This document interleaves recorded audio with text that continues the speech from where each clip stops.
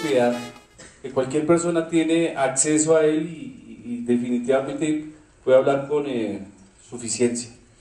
Hoy en día fútbol, política y educación. Alrededor de un café, alrededor de un whisky, todos podemos hablar, todos somos doctos y expertos. Pero en la educación el tema es un poquito más complejo. O sea, no podemos hablar tan a priori. Referente a eso, y debido a mi experiencia, me propongo hacer un modelo propio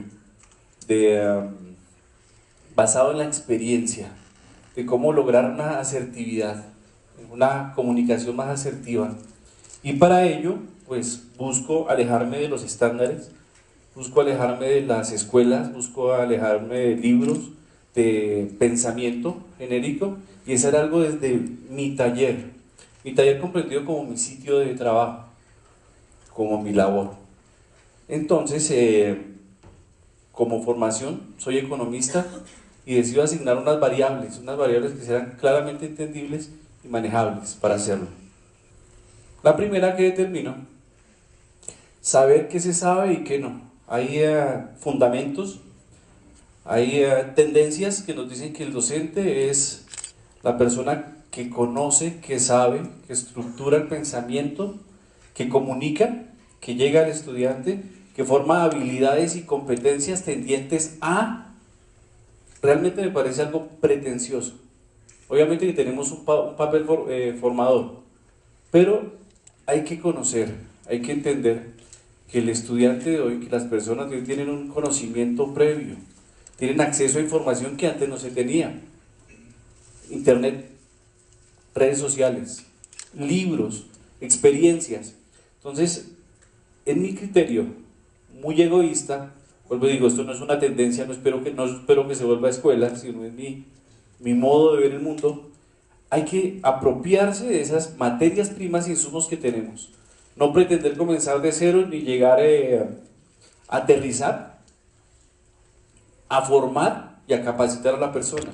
Aprovecharse esa materia prima e insumo para hacer un conocimiento cada vez más válido. Genera empatía. Los procesos educativos hoy en día mayormente son colectivos, por cuestiones económicas, por cuestiones de tiempo y de espacio. Buscamos generar conocimientos amplios para un grupo de personas segmentados, pero hay que identificar que el conocimiento y el aprendizaje es un proceso individual donde cada persona se apropia de lo que necesita y requiere, y para eso hay que generar lo que se denomina como empatía. Obviamente tenemos apreciaciones como yo no voy al aula a hacer amigos, no quiero hacer una combo, pero el docente, consciente de su profesión, tiene que hacer un análisis, comprender los sentimientos, lo que la persona necesita, y con ello hacer unas redes más efectivas para realizar su labor. Entonces esto no es un proceso mercantilista. Obviamente el docente recibe por su labor una remuneración, pero para esto se necesita vocación, querer hacerlo, entender a la persona, y así el conocimiento va a ser más asertivo.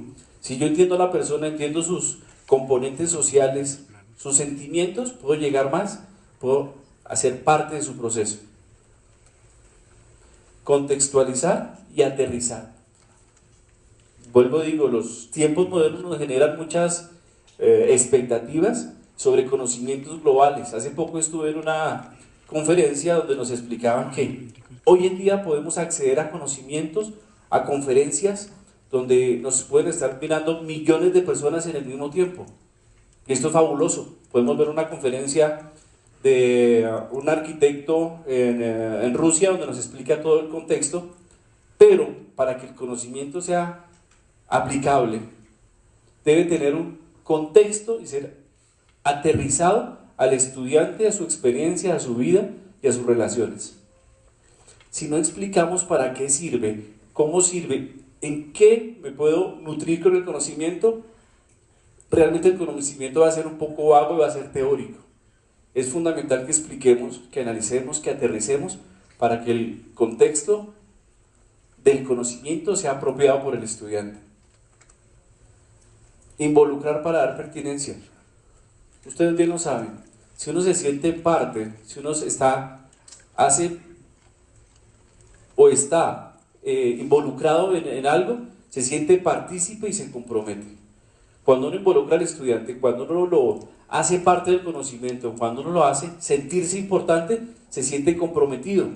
Y cuando uno está comprometido tiene mejores relaciones, efectúa mejores cambios y llega a un desarrollo más profesional. Involucrar. Entonces, ustedes conocen terminología económica, ¿cierto? ¿Saben qué es el CBY? ¿Qué es? Si a ustedes les preguntan, o ustedes preguntan, refieren, ¿cómo yo ahí? Les dicen, hombre, como la guayabera, por fuera. De pronto no se involucran y no se comprometen. Entonces es importante hacer partícipe al estudiante. No es un mero receptor, él tiene que hacer parte del proceso, parte importante y activa. Fomentar autoestima, hay cosas que vuelvo y digo, hay sitios comunes y hay obviedades y todos las asumimos. Es que el docente no, pero hay que hacerlo a conciencia. Y este proceso, no docente, digamos formador, que estos procesos también se ven en la casa, es la imagen que tenga la persona de sí, va a hacer que tenga resultados mejores. A las personas hay que estimularlas, hay que decirles qué pueden y cómo pueden llegar a ser. La imagen propia es importantísima para el desarrollo. Entonces, fundamentalmente nos hemos vuelto críticos del estudiante, nos hemos vuelto, digamos que unos calificadores y cualificadores. Pero también hay que tener en cuenta algo, no solo fomentar la autoestima como una forma vaga de realizar las cosas, y también hay que tener altos niveles y estándares. Tan bonito que hace copia. Sí, usted se copió este poquito, pero lo puede mejorar. No, hay que tener altos estándares para hacer desarrollos, pero fomentar la autocrítica, la autoestima, y eso va a propender porque haya mejores resultados. Programación positiva. El cerebro, la mente, es el instrumento, la cosa más maravillosa que Dios nos ha podido brindar, después de las mamás, que eso es lo más maravilloso. Es la parte del universo que tiene la propiedad de hacer crear, inventar, desarrollar cosas que no existen o que sí existen, que se pueden ponderar. Pero la mente, al igual que el computador, tiene unos procesos. La mente se puede alimentar. Y como el computador la podemos alimentar de formas positivas o formas negativas. Ustedes conocen personas frecuentemente negativas, ¿verdad? Que todo lo que piensan es malo, que me va a pasar, que nuestro gobierno. Si nosotros alimentamos el computador, le damos unos insumos negativos, lo que vamos a procesar va a estar mal y el resultado va a estar mal. Entonces hay que realizar programación positiva, decirse ideas bonitas, tener metas claras, tener pensamientos sobresalientes, y en esa medida lo que desarrollemos va a ser cada día mejor. Podemos hablar de la programación neurolingüística, no soy especialista, pero cada día programarnos. Ver cosas negativas, mucha gente dejó de ver noticieros hace mucho tiempo. A los profesores de economía nos toca. Con 3 días que nos perdamos ya no podemos dar una información cierta. Pero programémonos y estimulemos en los estudiantes que se programen. Pensamientos positivos. Comunicación efectiva. Vuelvo y digo, el contexto social y el contexto de la educación nos presenta que nos expresemos en formas genéricas y que tengamos medios de comunicación muy amplios, pero es importante determinar nuestro núcleo, nuestro foco, para ser más asertiva la comunicación. Entonces, hacer un buen análisis de a quién estamos hablando y cómo estamos hablando, desarrollar canales de comunicación efectivos. El hecho de tener estos canales de comunicación no significa que vamos a usar términos que no correspondan a la estructura de la educación, pero sí es importante analizar cómo llegaría mejor la información, cómo la apropiarían. Entonces podemos revisar algunos modismos, pues digo, sin bajar del nivel de la calidad de la educación, modismos, ideas, expresiones, ejemplos, porque al final lo importante no es entregar contenidos y cumplir, sino que sean apropiados, adaptados y que las personas lo puedan utilizar en su vida diaria. Sin un buen canal de comunicación no se va a lograr esto. Generar autonomía. El mundo de hoy se basa en la heteronomía, que no es mala. La heteronomía es cuando nos basamos en patrones externos, cuando cumplimos leyes y normas, que no es malo. Ejemplo en clase: no chatee, no coma, no hable. Y no es que esté mal afirmarlo, se debe hacer porque son patrones que facilitan la acción comunicativa y educativa. Pero lo que tenemos que generar en nuestros estudiantes es que lo hagan de forma autónoma, que tengan un criterio de por qué hacer y no hacer, que se basa y tendría mucho que ver con la ética: por qué hago, por qué no hago. Entonces también que el estudiante se autoevalúe y sepa si lo que hace le sirve, para qué le sirve, y que genere un termómetro interno. Nos acostumbramos como estudiantes a veces a recibir la nota y la apreciación del docente. Oiga, le fue bien, pero yo sé que no me fue bien. Entonces hay que generar autonomía, porque el mundo afuera de las aulas requiere que la persona tenga un criterio propio de acción. Entonces, menos heteronomía, más autonomía, más autodecisión. Humor e ironía. Es importante, y se sabe que la mente, el cerebro como tal, tiene una capacidad de abstracción, de recibir conocimientos, de estar presto a la atención por unos minutos. Eso no significa que vamos a hacer clases de 15 minutos.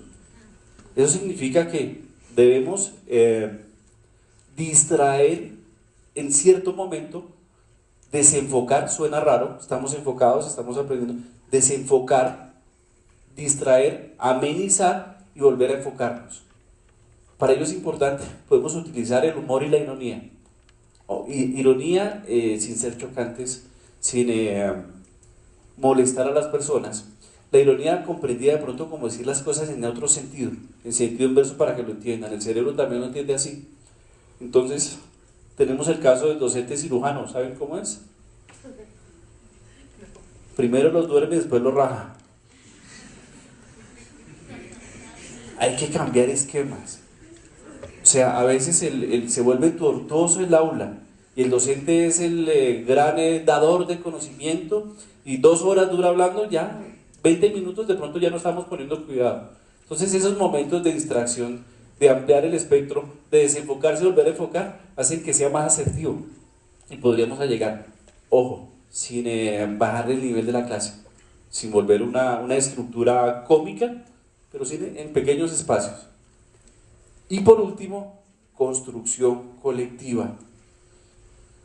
A veces tenemos al docente, o a veces el docente se considera un Dios, maestro, sol iluminado, que transmite el conocimiento.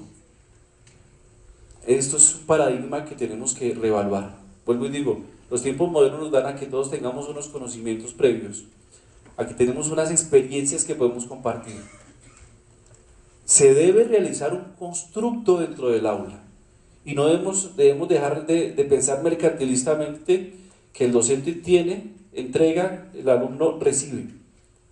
Hay que aportar, los estudiantes tienen que hacer aportes desde su experiencia, desde su carrera, y al final de la clase no debemos haber transmitido una información, porque puede pasar lo que pasa con el teléfono roto.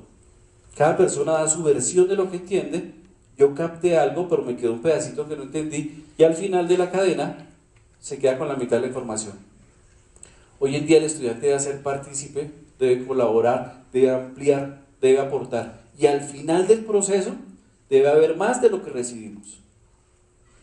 Teoría, experiencia docente, aportes del estudiante, contextualización para lograr un proceso más efectivo.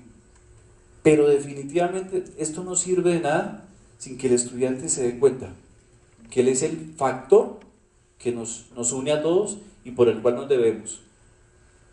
Un buen estudiante, un estudiante exigente, un estudiante comprometido, hace que el docente haga una mejor labor. Eso quería hablarles hoy. Quiero agradecerles mucho el juego de local aquí en La Piloto, que es mi universidad. Muchas gracias.